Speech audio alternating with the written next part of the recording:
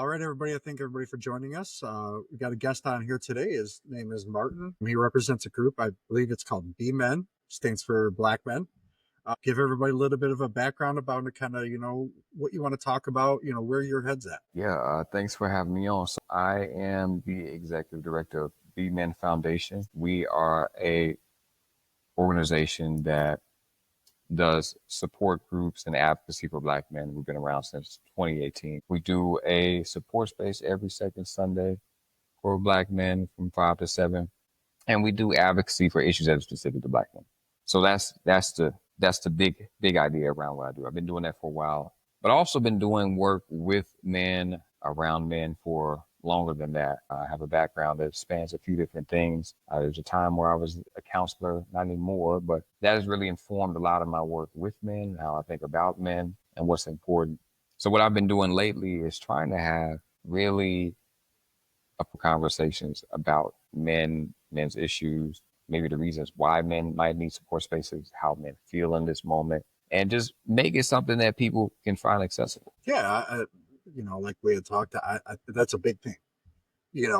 Men feeling supported, I think, is very underrated, and I think that when it's talked about publicly, a lot of the times that it's criticized.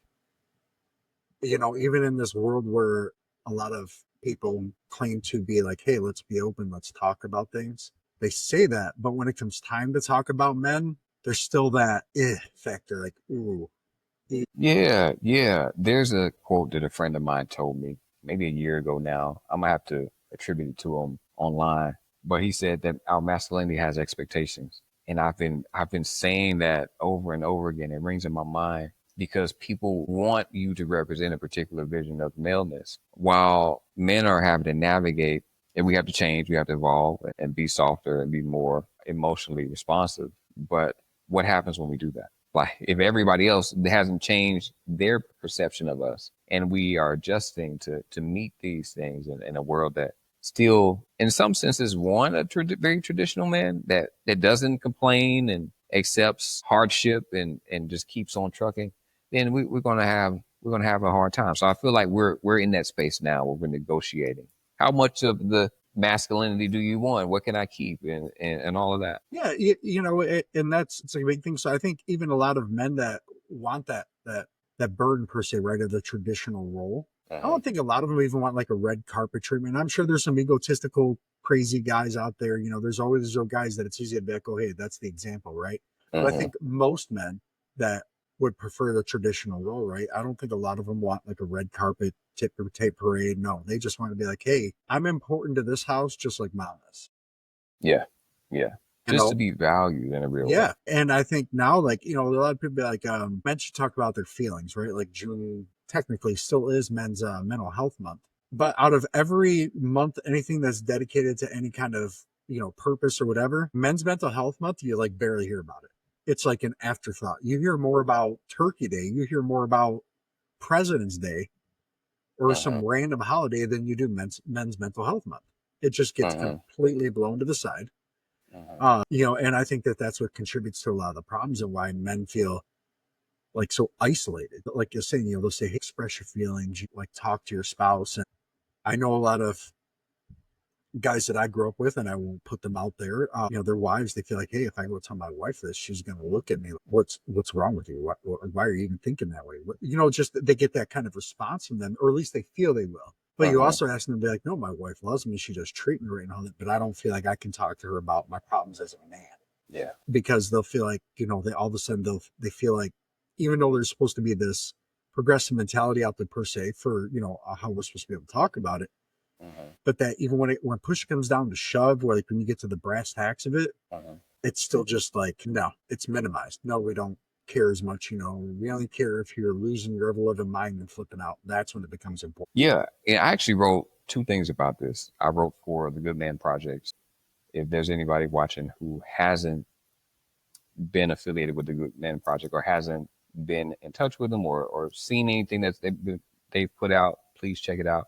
Two pieces that I wrote. One of them is when men cry in public, and the sort of thing that happens when men, when we break the masculine expectation and we cry and we let the tears out, and somebody has a camera and it becomes a viral moment to talk about men crying. And I'm like, and then the other thing that I wrote was about how men's mental health becomes a joke, specifically related to the point that you just brought up, that this month is Men's Mental Health Awareness Month. Last month was Mental Health Awareness Month. And every year, I'll be active on Twitter or online, the socials, and there's always somebody making a joke out of men's mental health for giggles, and it'll go viral. And I'm like, man, this is every year. This is like maybe the third year I've seen it. So I said, let me write about it, because men are getting caught in those what can feel like traps where you're asked to adapt or adjust in some way. And when you do, you're not met with the thing that you need. Yeah, and that's, there's a lot of women out there that I think do truly care. They do truly, like I've said, my wife is one of them. She thinks a little bit traditional to a point, but she's also, I feel she does care about how I feel. Right, And it is important to her. And I'm a very lucky man in that aspect. right, I've seen a lot of relationships where that's not the case. Like one of my good friends, like I said, he loves his wife, they have kids, but I don't think he feels comfortable going to his wife for certain things. mm, And just because of how he feels he's going to be looked at. yeah, And, that's just, I don't, it's just, to me, it's a tragedy it's that way. uh-huh, I think a lot of modern feminists are very respectful of men's mental health. uh-huh, Obviously, I don't think they're going to put his priority on it like you or I would, uh-huh. but I also don't feel like certain part of the feminist community like could care. It's just like they could care less. Yeah, it's we've in a society now where we're thinking and making room for women to contribute their experience and their philosophies to how we understand the man's world, which is what has been framed as for so long. And there's a couple of different strands that come out of feminist philosophy. And one of them is that men have a mode of masculinity that is curated towards oppressing or dominating lesser folks. That's an idea that they have. When and then the other one is that resources should be devoted and given towards women, which is that's a part of their advocacy. So I'm not mad at them for that. The rub comes when there's a desire for men to be better and to respond better and to not be violent and do all these things that will make the world a better place to live in. And it's time to change our expectations and understandings and denote resources to these men, the alienated manosphere men. And then it's that now it's like, no, we shouldn't be doing that to them. We shouldn't be giving them those resources. So when you get caught in these modes of, and you can find the inverse in the manosphere too, where you start dehumanizing people who have another view. Now, when the problems arise, you don't see them as worthy enough to get support. That's the thing that annoys me. Yeah, Yeah, it's unspoken, but it's yeah, there. it's there. It's unspoken, but it's just as much there and as clear as the camera in front of our faces. Yeah, yeah, But everybody, it's like the big elephant in the room that and nobody wants to talk about, men nor women. And then yeah. No, when it's brought up, it's yeah. automatically villainized. And it should be, because this is why I changed my approach to supporting men, because I used to have a different I used to be the corrective position of men support, like men need to do better and this XYZ. And for men, specifically black men are always given some sort of accountability narrative since we've been on this side of the ocean, and that there's something we're doing wrong, somebody needs to punish us or correct us. And when I would go and talk to guys in that way, it just was so disconnected from the way that they think of themselves and their communities and the things that they're already doing. And I was like, all right, what are some affirming models of masculinity where we look at masculinity not as something that's harmful and dominating, even though we know that can happen, where men see masculinity as service and support and respect and reverence and responsibility. Like, what happens when we turn that up? Right. Like, you know, Yeah, that's then that's what happens. That's the question I've been trying to get people to think about. yeah, and it's like when I think of masculinity and kind of like masculinity, I should say, and thinking about like what you're saying is so like I had told you, I've got a friend who she's a therapist. She's got a degree in psychology and things of that nature, and she talks about like how some of these feminists that and she's a feminist herself. I've known her for a long time, she's very pro woman, she's very, like she's very big in all those kinds of things. And she has a husband. And, something that she was telling me about is it took a long time for her to get her husband to be comfortable. I don't say like not treating her as an equal, right? Because that's not what she's saying. Like to be like, hey, being open with her, that maybe where he might not have been. And to make sure that he understood that he wasn't going to be judged because of it, and that it doesn't fit the narrative of feminism, right? Well, Uh-huh. certain feminists, let me be clear. Uh-huh. It just doesn't fit that narrative. And I think that's like what is kind of like what the starting point is. And then Uh-huh. it just like explodes from there. Yeah. Even if there's a lot of women out there who do say, oh, hey, we want our man to have feelings, right? Uh-huh. As long as he has a job and he's paying the bills, Mm. let him Yeah. lose that job and, oh, you've got feelings. That's nice. Go get another job. Yeah. Suddenly those masculine expectations she wanted him to be free of are the ones she's calling back into the space. Yeah. And that is still there to this day. That is still the vast majority, Uh-huh. in a lot of situations where, there's a couple together. And to me, it's very, very hard to and how do you get both sides to realize that, everybody, like there's things that like women are way better multitasking than men. Uh-huh. That's just, a woman with 3 kids in a house trying to, rally the house to get, dinner together. They're going to do a way better job than I would. Uh-huh. Because when it's me, I'm like straight to the point. Hey guys, this is what we got to do. Da da da. All right, boom, boom, boom. Uh-huh. Where my wife, the chaos can be going around with the kids, but there, there's just certain things that women are better at than men, and that's Uh-huh. okay.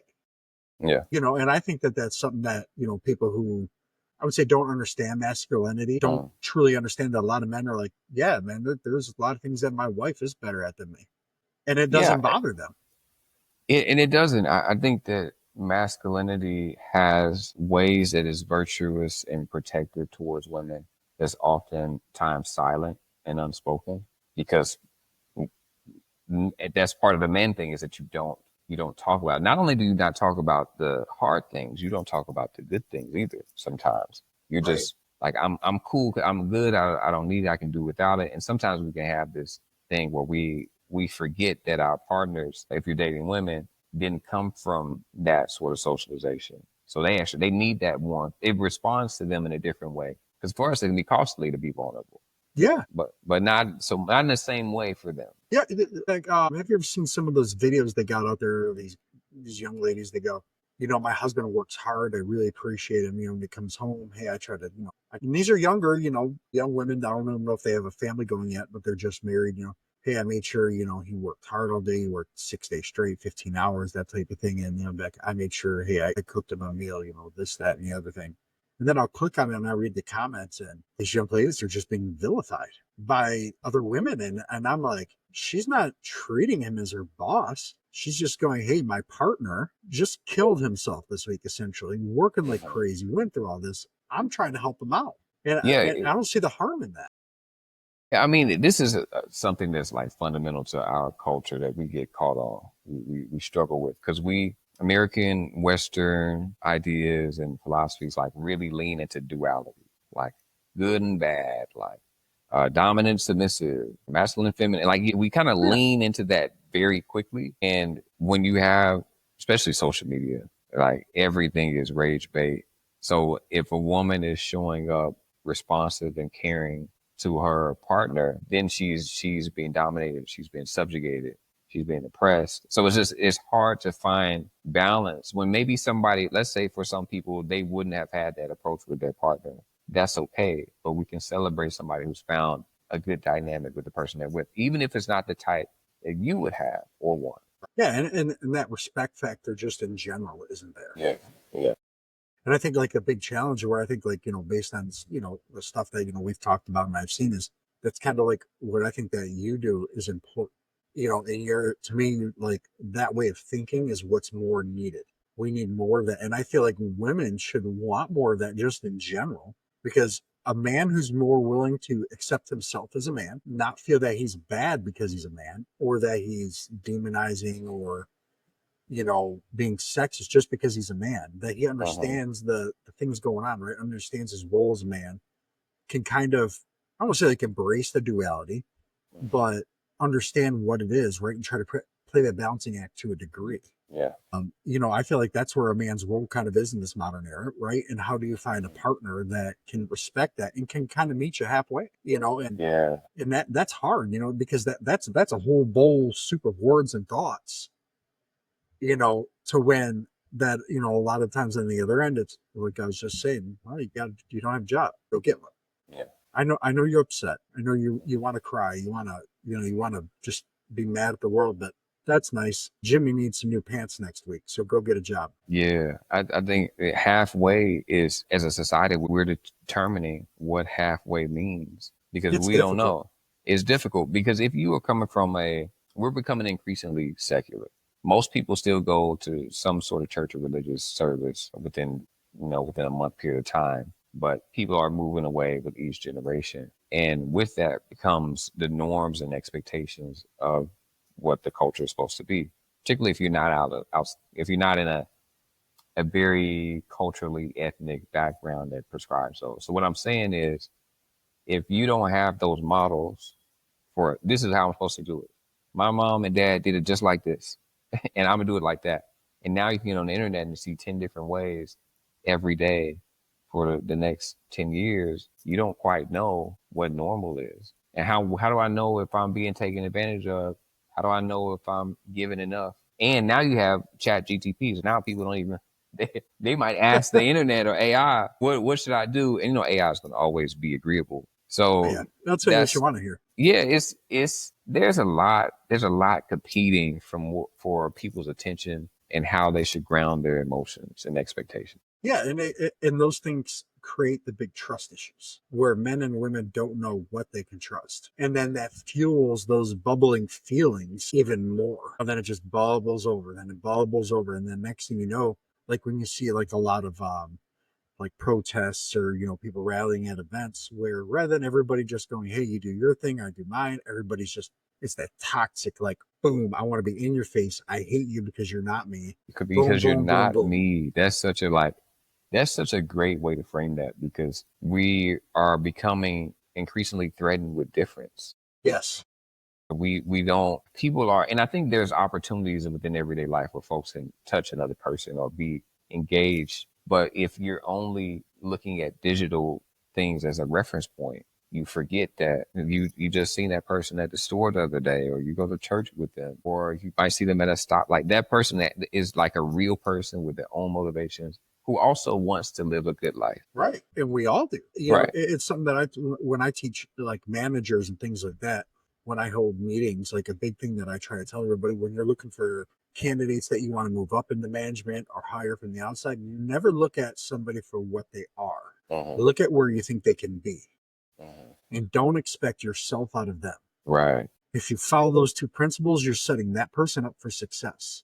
So to me, if a man and a woman can approach that same way, Yeah. they're setting each other up for success. They're going, I realize that I'm not you, you're not Uh-huh. me. Yeah. How can I build you up to be the best wife that you can be, Uh-huh. or mother? How can I support you, and vice versa?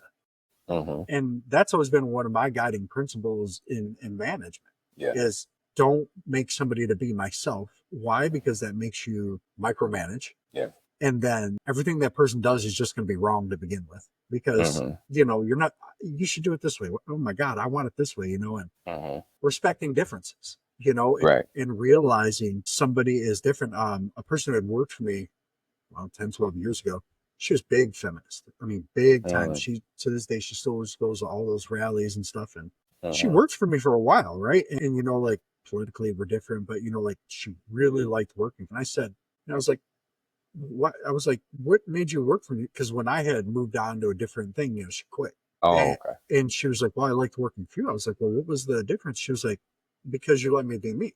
Uh-huh. You gave me a framework of how you wanted the job done, Uh-huh. and you let me get the job done Yeah. and respected my individuality. Yeah. And I think that sometimes a lot of super hardcore feminists, like Mm. the ones that are, like both sides have their, I think to me, a toxic male person, if you wanted to, what's that gentleman's name that was in jail over in, I think it was Austria. You talking about Andrew Tate? Yes. Yeah. Like I get the premise behind a lot of what he says, but a lot of his verbiage is meant to incite. Yeah. I get like the principle that he's going after, Mhm. You know what I mean? But it's like, hey, man, yeah, well, in parts of the world and even parts of America, that kind of does still apply. It's not the real world that any of us live in anymore. And what he's trying to do, I'm glad you brought that up because one of the things that appeal to people across the manosphere. So manosphere, just for folks who may not know, is a group of communities that rally around kind of increasingly hostile views of women and domination to frame their masculinity. But what they do that pulls people into it, men are hurting and they offer an answer. Yeah. And men will go there and pay for a some sort of membership and have somebody tell them that the answer is to be an alpha male and to dominate other people and to make women do things like that. That's the answer that's given to them. And I think that us as people, in whatever way that we do it, I do it through be men, other people do it through other ways. You might do it through how you manage people. You give people you allow them to be seen in their pain, but you give them a response to it that's healthy. Yes. And, Yeah. and that's key. Yeah. That is key. And Andrew Tate is just, I wish that the world would not give him a platform, because to me, there will never be the progress that we want from men to be like, hey, you can, like the traditional role that Tate advocates is still there. Mm-hmm. But the way he's advocating it is the very thing that the hardcore feminists are fighting against. Yeah, And all he's doing is giving them fuel for the fire. and we need somebody like that. We need the hardcore feminists to tell us where the lines are. You know, and you need somebody to Yeah. say, too much going, because sometimes they can see things before they happen, and they might be navigating the stories of those men that are showing up in that way and how they're being harmful and abusive to women. So here's an example. In terms of the younger generation, there's a significant amount of them that is gaining information from these manosphere sites and communities. And the reason I say that is that when we don't offer an alternative, that's where they're going to go. And it's hard. Like you're a very you seem to be a very I would say like balanced person, like right, like want to do the right thing, like we want to find a solution. Right. But it's like that voice almost gets minimized, like, oh, hey, we know that's the right way, Yeah. but that's not what's gonna sell. They want the salacious response. And then Yeah. you get people from the most polarized positions. Because in the reality, this I actually learned this from doing community organizing. You're trying to get, if you want people to really make a movement, let's say if you have a bell curve where most of the people occupy the middle, it's the extremes that you want to get people to feel strong enough to move a little bit. Yeah. Like most people in the middle don't care. They're indifferent. Yeah. I mean, just want to live your life. They just want to live their life, and you want to get people to be just a little bit more engaged. So that's what I want. I want to get people to be a little bit more thoughtful about solutions, which a solution oriented thing is a very man thing. Like we could talk about it all day. How do you solve the problem? That's what I want to do. Yeah. It's about like getting people to realize we can come to the table and not be jerks. Yeah. Like not per se to quote unquote get political, but Ronald Reagan, his arch nemesis per se in government when he was president was a man named Tip O'Neill. He was Speaker of the House. But I believe it was every Friday or whatever day of the week it was. Every week at a certain time they had dinner together. Not as men of the government, but as two men that were friends. But now in the political theater, complete polar opposites, but because they understood who each other were as men and as individuals, they were able to come together and get some things done, even though they didn't necessarily agree. And I feel like that kind of mentality should apply to the masculinity atmosphere as well, because to me, that approach, that way of thinking, is what men need. And the problem is that kind of approach is minimized in the Andrew Tates of the world are popularized. And exactly. Have you ever heard of a man named Jordan Peterson? I have. Yeah, he's kind of in that camp to a degree, but he's a little bit more towards the center of it, at least to me he is. I mean, there's some things that he says where I'm kind of like, nah. But I feel like he does to a point recognize like, hey, it is a different way. And I feel like he tries to get some men to go like, hey, yes, you still are the provider. And I feel like he speaks on how a lot of men feel like, hey, yeah, I do matter, but again, Johnny needs a pair of pants, get a job. And he says, hey, that is the reality. But he also says what you do feel does matter. Yeah. I mean, so one thing that reminds me of is that a lot of times when I'm talking to people about working with men, and just engaging men in a serious way or a real way is that regardless of what you feel, is it approachable? I think a lot about an invite. Where's the invite? Where are they gonna feel like I want to be here and talk to this person? So I when I was younger, I would have the approach of trying to talk to men and leaning on problematizing their approach to masculinity. Men need to be better and sort of feminist molded models of hegemonic masculinity. And I would go to men in that way, and it just didn't take. They just were not feeling that. And I was like, all right, I'm not doing something right. So what I did was with the men in the sort of spaces that we build, we have men come through there. We don't ask them what their political views are. We can talk politics. It'll come up with black men. We're politicized in a lot of ways, but it doesn't matter what space they come from in the political field. And so I'll start it off and say, we're the Men Foundation. We've been here for this amount of years, and we're bringing men together. If you're formerly incarcerated, straight, gay, trans, wherever you are, we're welcoming to you, because once you're in this experience as a black man, you're gonna have things that you need from us. So being able to respond to people's need instead of trying to like make them have the right thought about it, that's what turned me around in terms of how I approach it. And the problem is the reason why, like, the hey, we need to do better part, because I think that it was at one point, at least for me growing up, was something that was very relevant. Mm-hmm. Growing up, coming from that old school world of go to work, come home, do everything that moms, you know what I mean, kick your feet up, blah blah blah. It was, hey, we got to do better. Even my father told me, hey, you got to do better, Yeah. be better than, change the world. Mm-hmm. And but I don't think that is like as much of a necessary thing, because it's not common anymore for dad to come home if he had a long day at the bar or long day at work and went to the bar, come home and he's abusive. Mm-hmm. That stuff still does happen. I'm not saying it doesn't, because it's still, I won't say necessarily common, but it's still a problem. Mm-hmm. But I don't think it's the standard anymore, right? So I feel like men have gone beyond that. Not that everybody did it back then, but that was like the stereotype. Mm-hmm. Dad got off work at the factory or the bank or whatever, went to the bar, had a bunch of drinks, come home. I'm sure you've seen older movies. Dad comes Yeah. home when he's abusive and breaks everything. Yeah. Well, that mentality is still stuck in Uh-huh. society, Uh-huh. but I don't think it's that way anymore. Like how men Uh-huh. are. Let me rephrase it. Like, it's that men aren't that way in society anymore. There's always probably some, and I feel like, again, the Andrew Tates of the world, they do Uh-huh. nothing but bring it back to the forefront. Yes, this is how men are. It's okay for men to be that way. Uh-huh. No, it's not. Like, first, not even because you're a man. It's not okay for anybody to be that way. Man, Wow. woman, gay, straight. Nobody should be that way towards another human. No. And I think that, once guys like Andrew Tate kind of fade away, which he kind of has, since his legal issues have arose, his status has definitely went down significantly. Still popular, but it's went down. Uh-huh.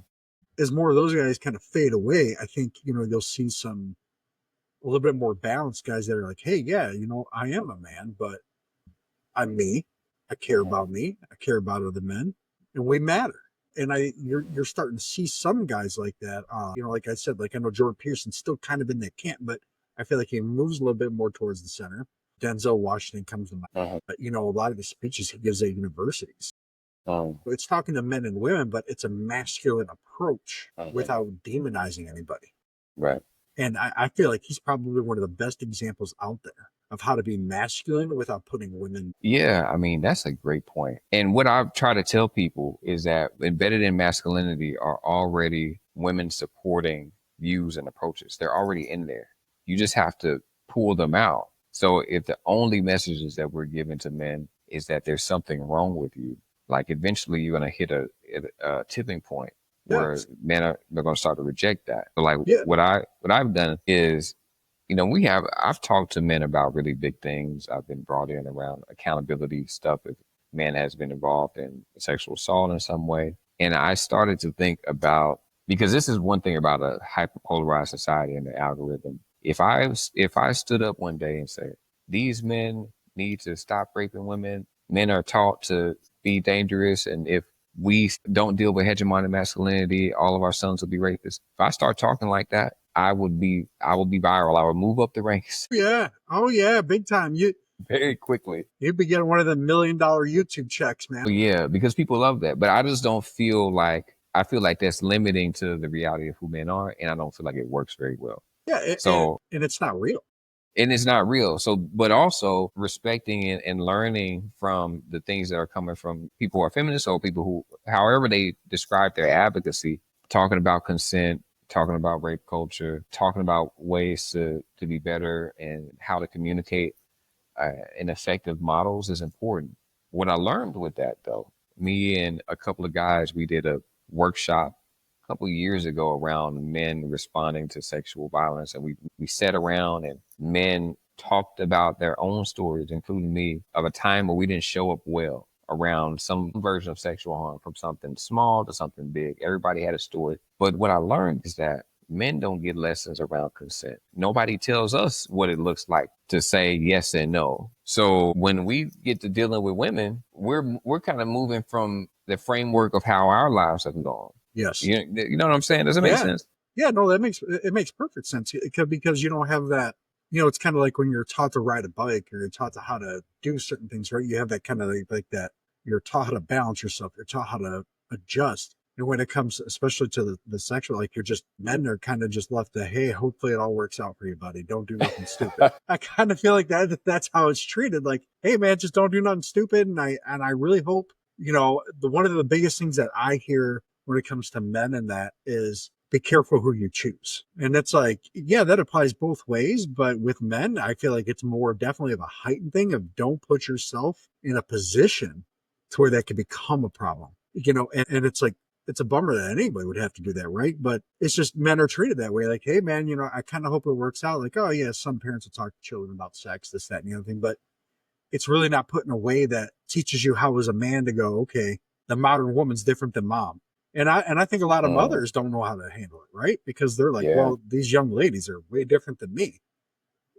So how do they teach their sons? How does dad teach his son to deal with a world that essentially says he can be terrible just because he's a man? Right. So what happens when a man, what happens, let me give you a scenario. If a woman comes up and she, say, touches a man on his butt or something, and he's not into that, and he doesn't know how to say, no, I don't like that.